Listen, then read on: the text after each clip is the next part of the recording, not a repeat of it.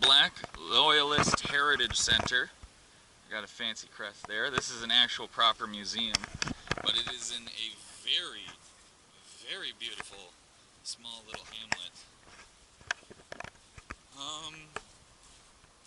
Can't say this particularly is going to appeal to my ancestry, but I'm still excited to see what it's all about just the same. I just had a lot of fun. This place is like 2 kilometers away from Shelburne, which is, there's literally, the tagline for Shelburne is Museums by the 10. So this would be a good place to visit while you're visiting Shelburne. It's a interesting door. I want to check out this. What is this? Community Compass.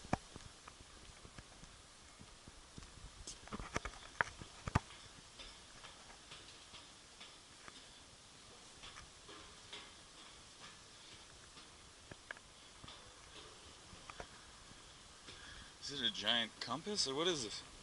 That's my hat. Oh yeah, this is cool.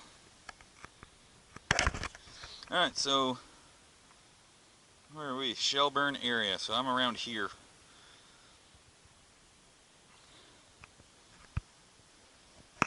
I live here. This is a nice long drive. It's weird, to get from Halifax to Truro, so literally the entire width of the Nova Scotian Peninsula, that's an hour. But then to get from here all the way to here, that's where the time takes you. This is actually really cool. Whew. I don't like stairs though.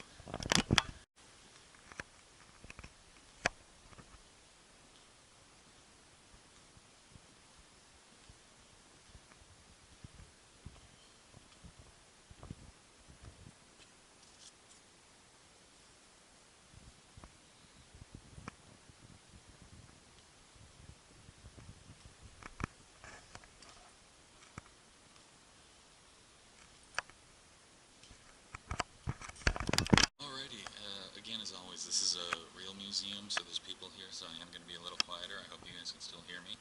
But this is a really cool way that they've done this, is they have a timeline along one wall, and then they have this really cool glass floor,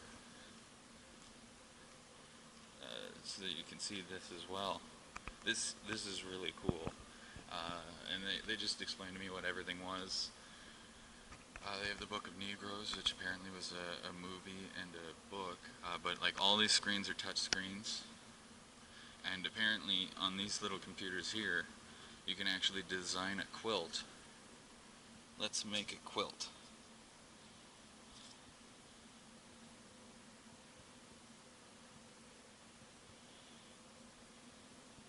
So, okay, I'm not going to take the time to make a quilt, but that's really cool. And then on top of that, they have an audio tour using these. And then basically the audio tour is a black woman from the time period telling a modern day black woman her story. And I've got to say, it's obviously most of the ones I've been going to have been these historical sites, and I really like that they're really close to, as close as possible to what it would have been. But this is super cool, the way they're telling a really old story in a really modern way. And just like the glass floor with artifacts, and then all the touch screens and making a quilt, like, this is really cool, the way that modern technology can help in telling a really old story.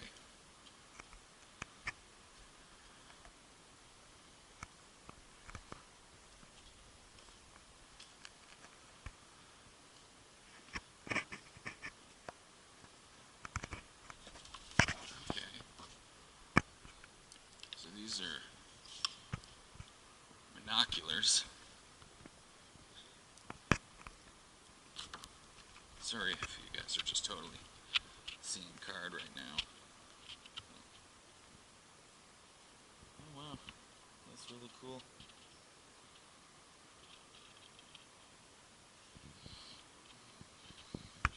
And, yeah, no, I really like the way that they've done this. This is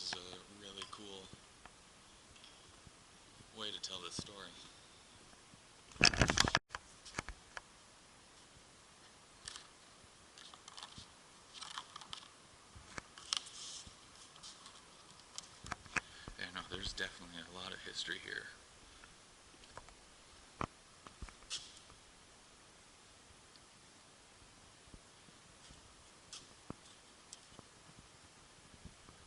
A lot of money clearly went into this, and it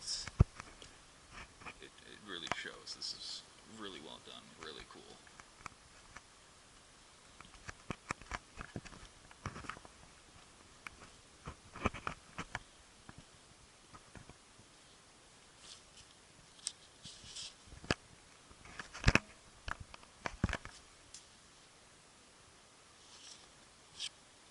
Yeah, I don't know how to make it work.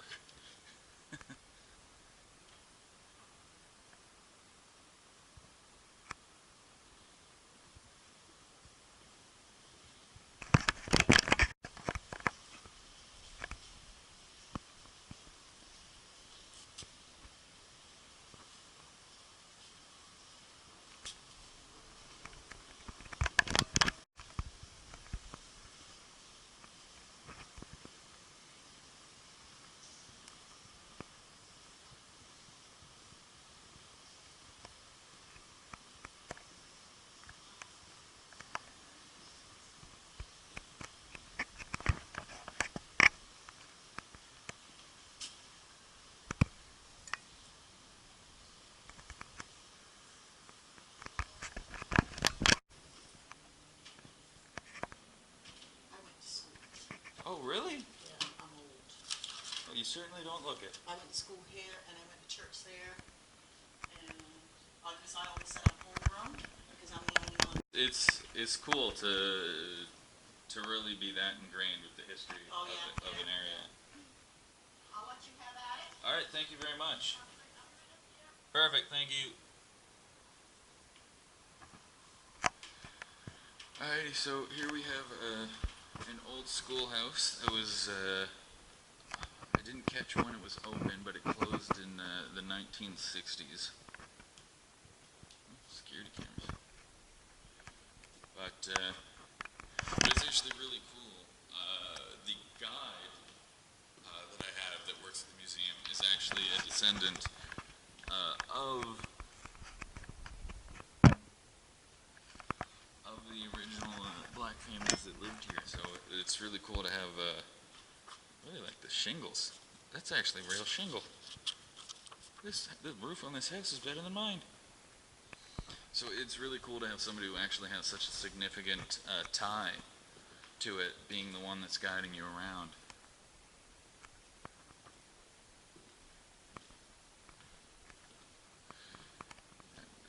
Like there is a little map, so there's a few things that you can look at. An old church, the museum itself, a burial ground and monument, chalkboard.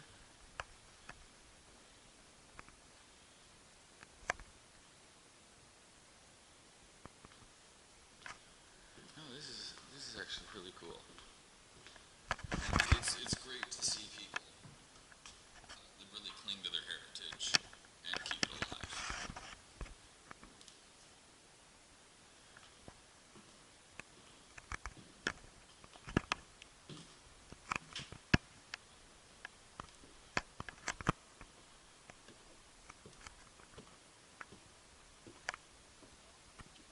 Yeah, you can lock up. Alright, so the Black Loyalist Museum is actually divided into quite a bit. There's that compass that I went up and saw at the start of the video. There's the museum itself.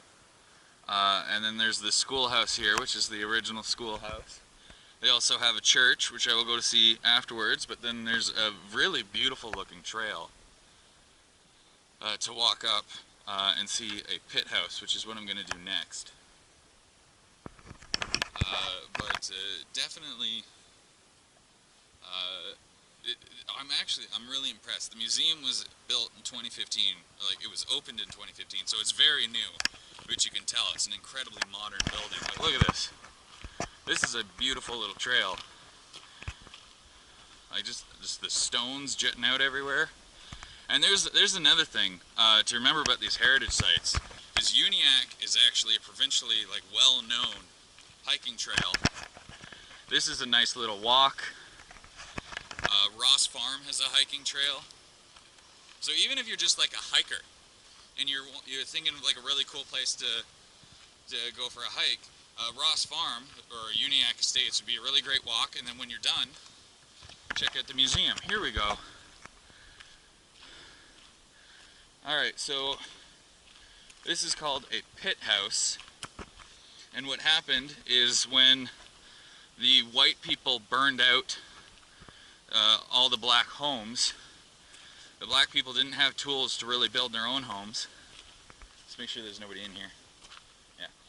So they would dig a hole in the ground and then cover it up with basically just trees, and then they use moss and brush and whatnot to hold them all together and kind of create a seal.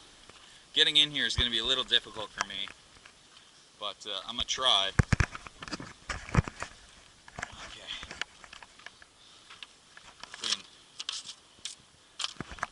Okay.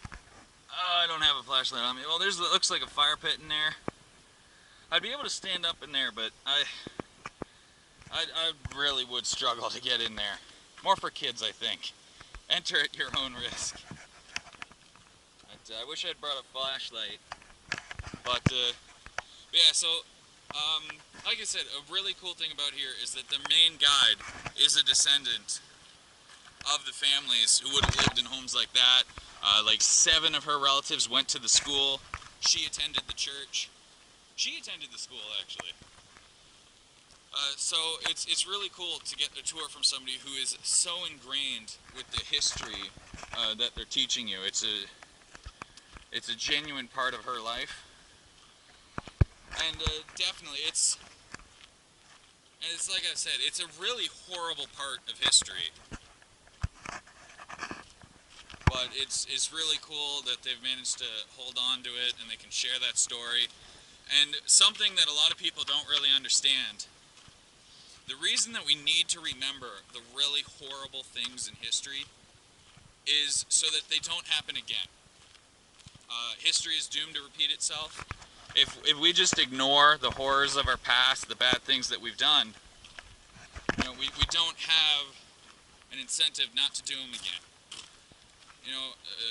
By acknowledging slavery, we can make sure that we're never going to do it again. We're not like...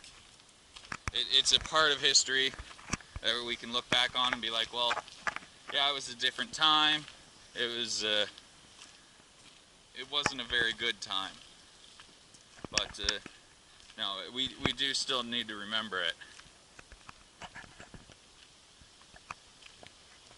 Amanita's Walk. I'll see if I can figure out who that is.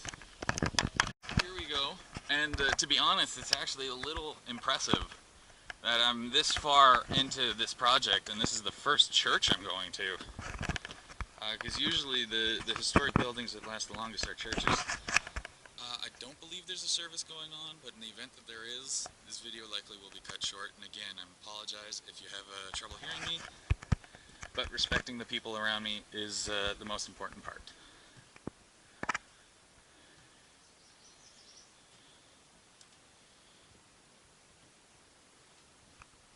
Oh, the stained glass. Okay, looks like they're empty.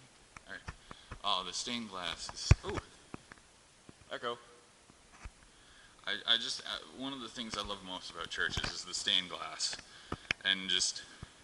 It's such a simple... It's one room, but they managed to make one room look beautiful.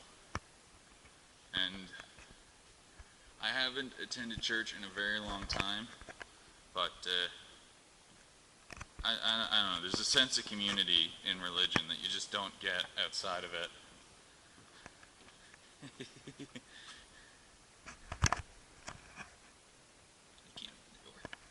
Stained glass. Like, stained glass is just, it's beautiful. It allows light in, but still keeps it dark at the same time.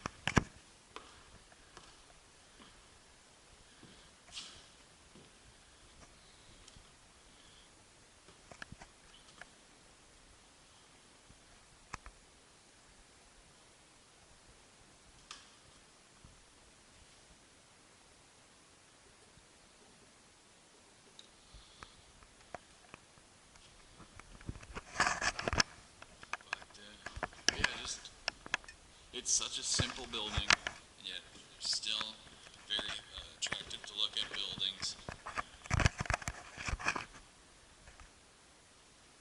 I don't know if services still go on here. I just assumed. Whew. It's a bit warm.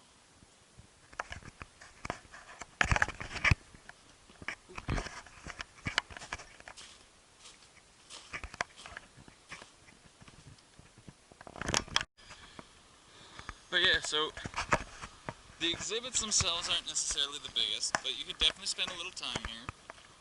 And like I said, I'm very impressed with the new museum. It's very well done. Very modern. It's not a bad site, and particularly